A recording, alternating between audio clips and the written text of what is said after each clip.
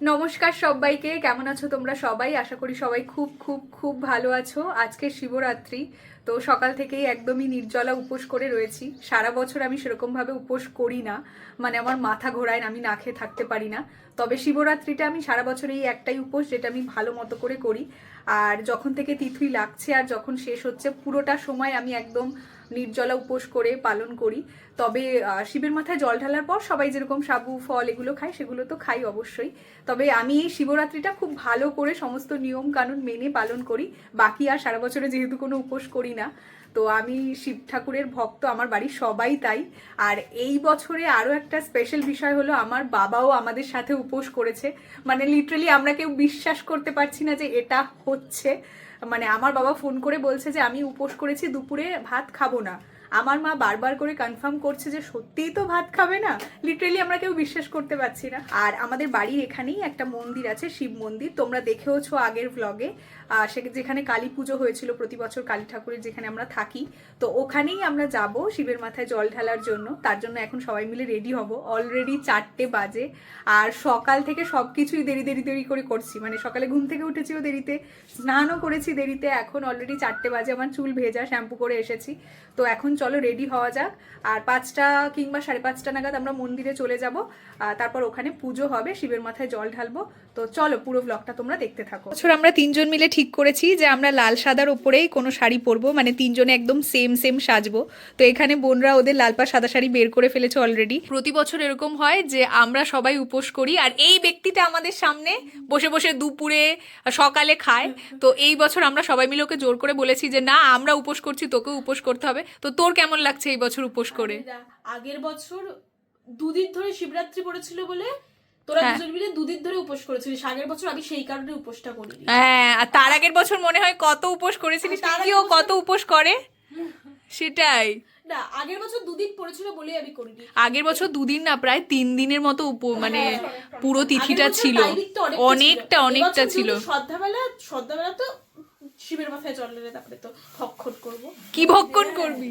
এই যে আজকে আমি এই কেরালা কটন শাড়িটাই পরছি ফাইনালি, এই ব্লাউজটার সাথে কন্ট্রাস্টে বেশ ভালো লাগবে। এটা আমি নবমীর দিন পরেছিলাম, একবারই পরেছিলাম, এটা আজকে আরও একবার পরছি। বোনরা লাল সাদা পরছে, বাট আমি এই শাড়িটা পরছি। এর সাথে কি কানের পরা যায় ওটাই আমি ভাবছি। এই যে এই কানেরটা, এটা মনে হয় ভালো লাগবে, যদিও এটাতে কান ব্যথা করে, বাট এটার সাথে কালারে বেশ ম্যাচিং ম্যাচিং ভালোই লাগবে, এটাই পরবো। এই যে এখানে জোর কদমে শাড়ি পরার পর্ব চলছে, একে অপরকে শাড়ি পরিয়ে দিচ্ছে, 5বার বকা দিচ্ছে যদিও, যে তুই ঠিক করে দাঁড়াতে পারছিস না, হ্যান ত্যান এই সমস্ত বলছে, বাট যাই হোক পরিয়ে তো দিচ্ছে। লাল পাড় সাদা শাড়ি দেখবে যে কোনো পুজোর দিন, কিছু সাজুক আর না সাজুক এমনিই পরলে সুন্দর লাগে। তোদের দুজনকে কিরকম লাগছে বলতো? টুইন বেবি না, মানে লাল টুকটুকে কিছু একটা। ভুলভাল কথা মানুষে কি বলতে পারে, সব ভুলভাল বকছি আমি সকাল থেকে। যাই হোক চলো, আমি রেডি হয়ে গেছি মানে হালকা ফুলকা একটু মেকআপটা করে নিয়েছি, একটু কাজল, লিপস্টিক আর একটা টিপ, আর এখন শাড়িটা পরবো। তো চলো আগে ঝটপট শাড়িটা পরে নিই, তারপর তোমাদের সাথে কথা হচ্ছে। এখানে চলছে চুল বাঁধার পর্ব, আমাদের হেয়ার স্টাইলিস্ট চুল বেঁধে দিচ্ছে এখানে। ভালো হয়েছে রে, যে তুই যে হেয়ারটা বেঁধেছিস বেশ ভালো লাগছে দেখতে। এরকম আমাকে করে দিস না কেন রে? তোকে তো রোজই করে দিই। কখন করে দিলি? তো শুনে তো হেয়ারগুলো কি করে দেয়া? যদিও আমার শুটে তুই করে দিস। Thank you. আমাকে কখনো করে দেয়নি। হ্যাঁ হ্যাঁ, তুই এই বলেই একেবারে শোকে চলে যা, আমাকে কখনো করে দেয়নি। আরে পুরো সেন্টেন্সটা শেষ তো করতে দে। আমাকে কখনো করে দেয়নি, আজকে করে দিচ্ছে। হ্যাঁ আরে কখনো। ঠিক আছে তোরা কর, আমি যাই। আমি যাই সাজছি না কেন, আমার নিজেকে মনে হচ্ছে আমাকে ভীষণ দেখতে রুগ্ন শুকনো ওরকম লাগছে। তারপর আমার হঠাৎ করে মনে পড়লো যে সকাল থেকে তো আমি খাইনি, মানে সকাল থেকে খাইনি বলেই আমাকে এরকম শুকনো দেখতে লাগছে। যাই সাজছি মনে হচ্ছে ভালো লাগছে না দেখতে। কি অবস্থা, মানে একটা ডারপোক কোথাকারের, একটা কানের পরাতে পারছে না। পাতলা চামড়া সংযুক্ত হয়ে গেছে। বলছে পাতলা চামড়া সংযুক্ত হয়ে গেছে। আরে হ্যাঁ, তুই ঢুকিয়ে দে। ও বাংলা ম্যাম আমাদের। আমি চুলটা কি বাঁধবো বুঝতে পারছি না, ভাবছি একবার খোপা করবো, একবার ভাবছি খোলা রাখবো। এটা বললে খোপা করলে ভালো হবে।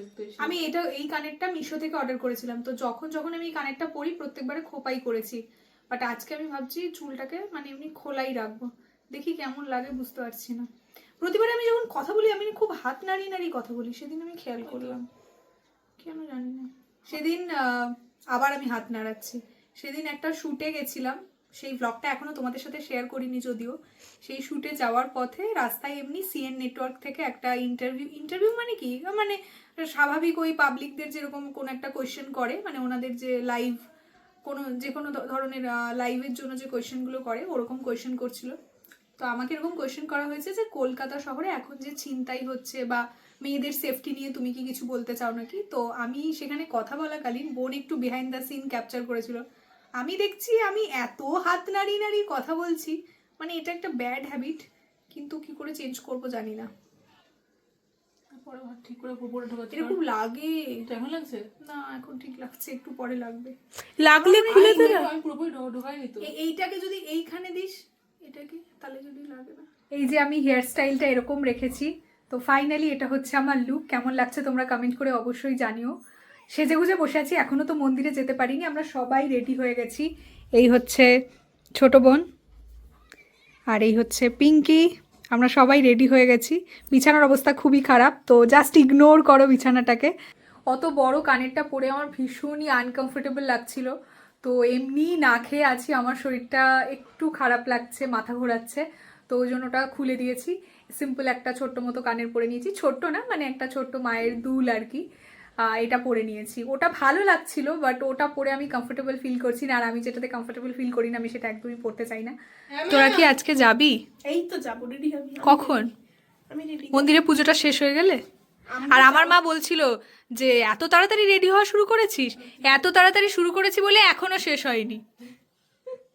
এই তো হয়ে গেছে, চল। আবার ওর একটা ক্লিপিংস নিয়ে দে। নে দাঁড়া দুজনে, কিসে কিসে একটু একটু সাইডে, একটু সাইডে। কেটে কেটে। হ্যাঁ দাঁড়া দাঁড়া দাঁড়া।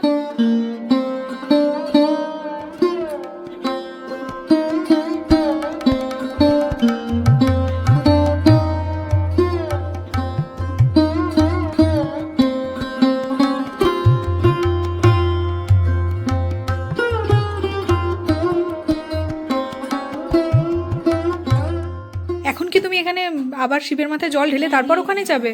তো দিয়ে দিয়েছি। সকালবেলা মা একবার অলরেডি জল ঢেলে নিয়েছে, এখন আবার এখানে জল ঢেলে তারপর আমরা ওই মন্দিরে যাব।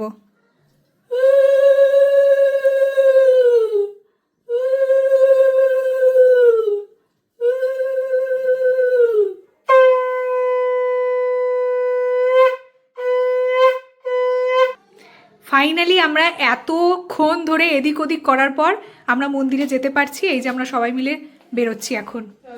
চলো চলো চলো বেরোনো যাক। এই রে, গড ব্লেস ইউ।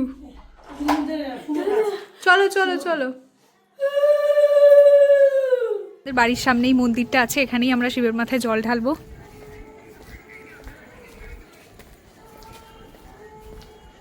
এই জুতোগুলো সাইড করে খোল।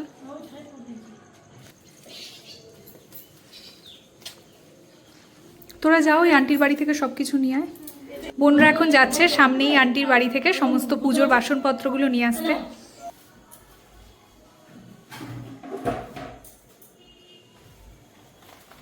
এত সুন্দর করে সাজিয়েছে, ভালো লাগছে। দেখ এই ওপাশ থেকে দেখা যাচ্ছে আমাকে, ভালো লাগছে। মানে আগের বারে এরকম সুন্দর করে সাজাইনি, বাট এবারে সুন্দর করে সাজিয়েছে, হেভি লাগছে দেখতে।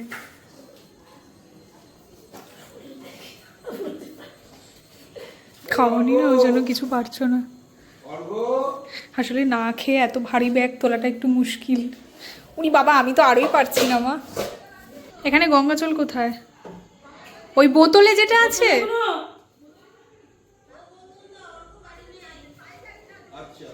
গঙ্গা জল পেয়েছো মা? ওই তো গঙ্গা জল, ওটাতে না, ওটা দিয়ে দিয়ে দাও। এই জল খা, তো কোনো হাত পা ধোয়া। এটা কি এমনি জল? এমনি গঙ্গা জল তো দিয়ে গেছে। এই গঙ্গা জল দিয়ে আছে। তুই বের কর, বাসনগুলো বের কর। কটা বটি আছে? একটাই। এ বাবা, একটা বটি, তাহলে একজনই ফল কাটতে পারবে। কাটো না বোন, কাটুক। একটা বটি আছে, আমাদের বটিটা আনলে ভালো হতো। এমন কিছু বেশি গুণ লাগবে না। হ্যাঁ অল্প কয়েকটাই ফল আছে। কলাটা রাখো, দাও। কলাটা আমি কাটছি, বাদাগুলো তুই কাট। যেগুলো হাত দিয়ে খোলা করে করে দিই, বাদাগুলো তুই করে দিস। ঠিক আছে। কলাটা তো ইয়ের সাইড, থালার সাইড। ওরে তো বাইরে বসাবি না।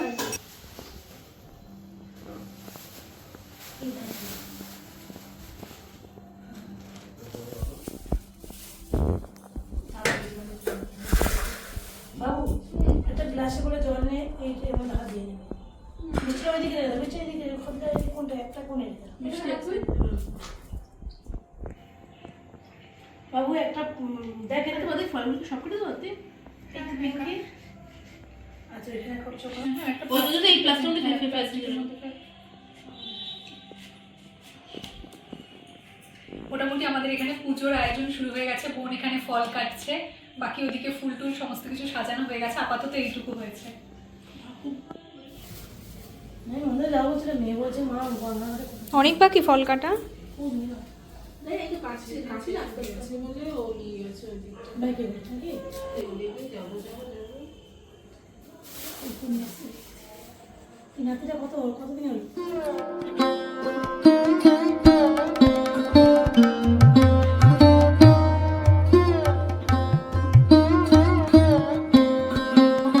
এরপর কি হলো জানো, মন্দিরে খুব জোরে জোরে সাউন্ড বক্সে শিবজির গান চালানো হলো। তাই আমি আর কোনো কথা বলতে পারিনি, কারণ কপিরাইট চলে আসবে। সেই কারণে আমি ভয়েস ওভার করছি। আমাদের সবাইকে বলা হয়েছিল যে সন্ধে 7টা নাগাদ পুরোহিত আসবেন, কিন্তু এখন অলরেডি 7টা বাজে আর এখনও পুরোহিত আসেননি। তাই আমরা সবাই মিলে পুজোর জোগাড় শেষ করে পুরোহিত আসার অপেক্ষায় বসে আছি। এই নিয়ে পরপর 3 বছর আমরা এই মন্দিরে শিবরাত্রি করে মহাদেবের মাথায় জল ঢালতে আসছি। আমাদের পাড়ার মধ্যে এটা একটা বহু বছরের পুরনো মন্দির। আর এই দেখো, তোমাদের সাথে কথা বলতে বলতে পুরোহিত চলেও এসেছেন।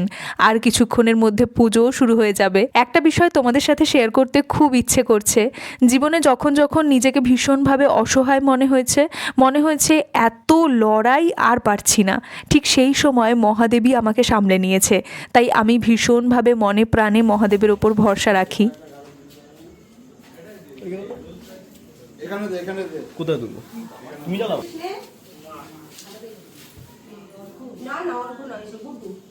গন্ধ পুষ্পে বিল্বপত্র পুষ্পাঞ্জলি ওম নমঃ শিবায়। পুষ্পাঞ্জলি দেওয়া হয়ে গেছে, এখন আরতি হলো।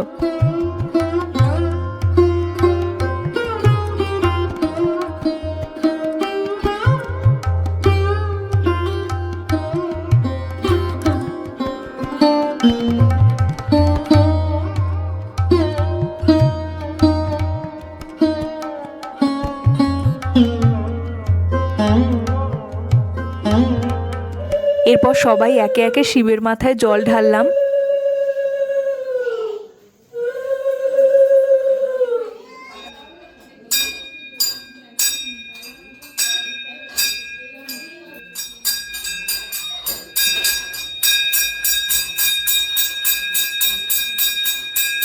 সব শেষে প্রসাদ নিয়ে সবাই মিলে এখন বাড়ি ফিরছি।